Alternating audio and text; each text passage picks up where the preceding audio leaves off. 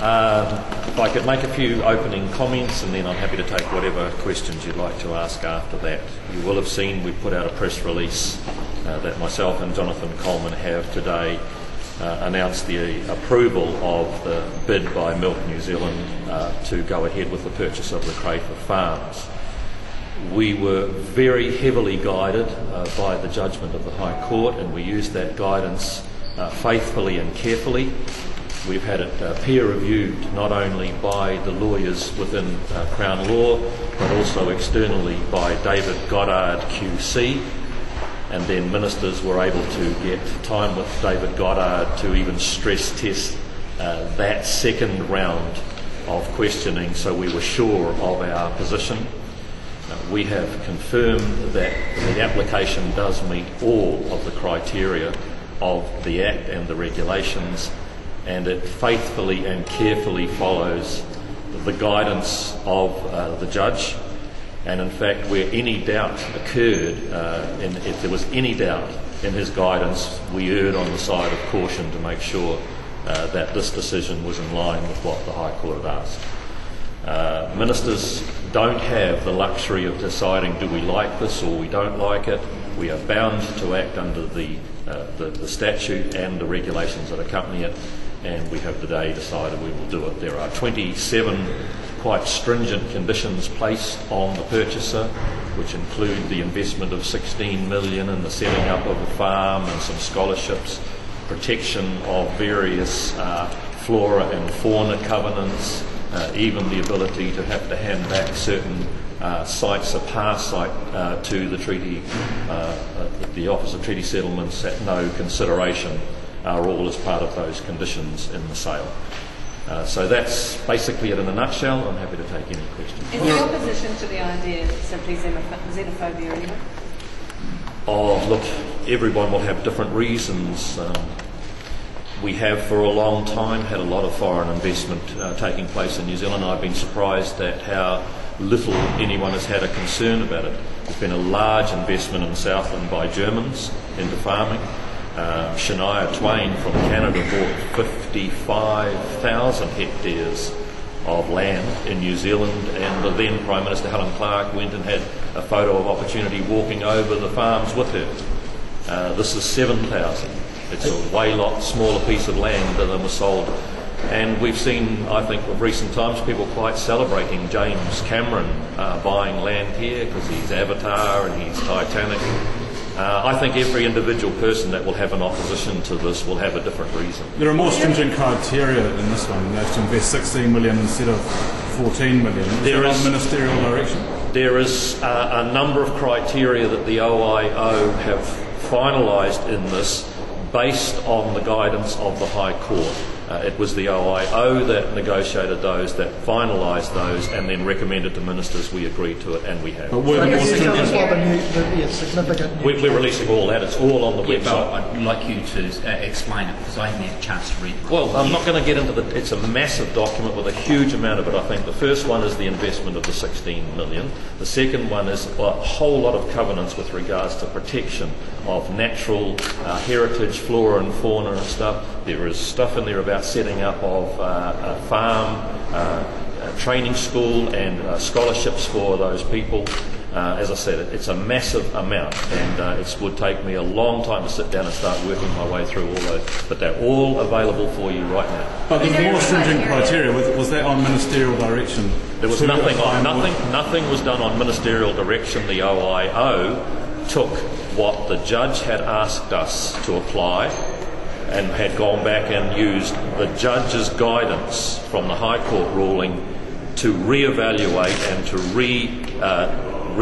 redo the application under that guidance, and then they made a recommendation to Minister. We gave no directions. Were there any criteria that the applicant failed at? No. The China Inc. strategy is mentioned this time round. I don't recall that being mentioned. I don't even think it exists. It probably didn't exist this last time around. What I can tell you is that one of the pieces of advice that both myself and Minister Coleman sought was from the Minister of Foreign Affairs, and we asked him what would he believe be the impact of us declining a bid like this, given that it met all of those criteria. And what did he tell you? And his letter will be made available to you as well. But he made it quite clear that he thought there would be severe implications if we declined a bid that met all of the criteria of the Act and the regulations. What advice have you received about there being another legal challenge? I have no idea about another legal challenge. That is in the hands of other people. I can make no comment as to whether they will. Well, what concerns me is that I try to meet the exact guidance of the High Court. Justice Miller was pretty clear what he thought ministers should do. It was a different test than what has always been applied in the past. Through all of the years of the Labor government and through our first 3 years, we always used the before and after test. That has been a constant test that the OIO used. The judge said he thought it wasn't an appropriate test because it's not specified in law. He thought the with or without test was the appropriate test, so we've gone back and used the with or without test. Minister, what were the severe implications the Foreign Minister warned you about? He didn't say. He just said he thought there would be serious implications if we were to decline a bid from a valid bidder that met all the criteria of the Act. But presumably worried about the relationship with China. That was Well, I think he's making what I think is a pretty obvious statement. If we were to turn around and say to one bidder, you meet all of the criteria that everyone else has to meet, and they get through the gate, the Swiss, the Germans, the French, the English, the Australians, the Canadians, but somehow you meet them all, but you don't, would have quite, I think, serious implications. What do you think would have happened to our trade with China if you turned this bid down? I don't know. I wouldn't have a clue, and it was not for me to determine that. All I asked for, all myself and Jonathan Coleman asked by way of letter to the Minister of Foreign Affairs, is would he give us some guidance about the impact for our foreign relations, and he did so in writing, and that letter will be Do you know why the OIO is now demanding they invest 16 million rather than 14 million? The OIO have tried to religiously follow what Justice Miller directed. But he didn't mention 16 million. No, of course he didn't, but he gave them some fairly good guidance as to what they should follow. And they believe that their approval with the 27 quite stringent conditions attached to it meet the criteria as laid out by the court. You actually don't sound very pleased about this. I don't think I sound pleased or not pleased. I'm telling you it's a process that has to be followed. It's not something that I'm either happy or unhappy or good or bad about. It's a process we've followed, we've done that process, and we've announced accordingly. How does the process allow for the input from the Foreign Minister? Because I thought you had to act on the advice that you had from the OIO as well as officials. Ministers are entitled under the Act to seek any external advice they wish. We could go to anybody else. That's why we went to David Goddard QC, got him in, and went through a series of questions and answers with him to clarify some things, and even went back to him on a number of occasions to get some further. David Goddard QC is considered to be very, very well versed in the legal side of this type of issue. When did you reach the decision and why are you announcing it today? I think Jonathan Coleman first signed it on Sunday before he left. I signed it on Monday because we have to sign documents and they have to come back to me. And we decided that we would announce it today for a number of reasons. First of all, we had to get all of our paperwork and material and stuff to go up on the website sorted. We also wanted to do it when the Prime Minister was in the country, so that he would be available for you to answer questions. Was it a difficult decision for the two? No, it's one of these things that is very clear. You go through a very rigid process. It's very legalistically based in terms of does this meet it or doesn't. You have to follow very strictly to the law. A number of my opponents out there are saying, oh, your minister should just decline it. Well, frankly, ministers are subject to judicial review and court action just as any of us, as anybody else is. And if you like Chris Carter and get something wrong, you can be taken to court and lose. So we had to follow this absolutely carefully. We did, and the decision is now announced. There's a lot of public opposition. Is it time for a law change around the sale of land to foreigners? Look, that's an issue for another day. We have to work under the Act as it stands right now.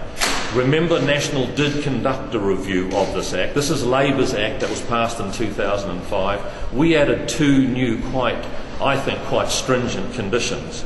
that were about vertical integration and about economic benefit and so on. And those are 2 extra tests that we added, and this application gets through even under the more stringent regime we have. If I can just get away that clear point that I find just so hypocritical. Labor approved and sold such huge volumes of land when they were in office, around about 660,000 hectares net. So that is just straight net of New Zealand-owned land to foreigners. In 1 year, 2006, while David Parker and Winston Peters were members of the Cabinet, the Labor government approved the sale of 385,000 hectares of land to foreigners. This is 7,000. Did you talk to Land Corp while making your decision? No, I didn't talk to Land Corp, but Land Corp were able to provide some information with regards to what a competent farm with well-sourced finances would produce, because part of the counterfactual, the with and without, we were asked to look at what would a competent New Zealand dairy farmer who had access to capital be able to produce from those. That's what was so difficult about the with and without test. The before and after was a little clearer to do. But they did that, and Landcorp's figures showed what average amount of milk solids per hectare are produced and what the cost of those and how much money is spent on races and effluent runoffs and so on. Well, Landcorp had a vested interest in that, so did anyone else? No, we checked that those were publicly available statistics. They weren't just Landcorp's view of things. They are to do with total dairy production, how many hectares of land is in dairy production and so on. When does this sale actually close? That's nothing to do with me, and it's now, because all the process that I can be involved in, Jonathan Coleman, is we can give approval to the foreign buyer. We are not selling these farms. The receiver is selling these farms. We aren't selling them as one block and making them go as one block. That has nothing to do with us. The receiver is making that decision that it should be sold as one block. And what happens from now on is not in our hands. We have just given approval to this bidder that they can proceed. There's an appeal in front of the appeals court. Well, I'm not sure there is. We've checked even this morning and we're not sure of that. We've heard there was, but it looks like it hasn't actually been lodged or the fee paid. So I can't tell you whether that's true or not. If that was to go through again, because that's what they say they will do, would you have any concerns that we could end up back where we were 7 months ago? Well, I won't use the word concern. All I'm saying is that I was adamant that when we went back and did this the second time, we faithfully and carefully followed the guidance of Justice Miller. He gave us a clear steer. The Act doesn't. The Act does not say what test should be used. Justice Miller gave us a clear steer about what ministers should do, and we followed faithfully that direction. If it went back to court, I would assume that we will be ruled as having followed what we were asked to do. But I can't determine if someone wants to challenge this or not. That is not for me. Okay?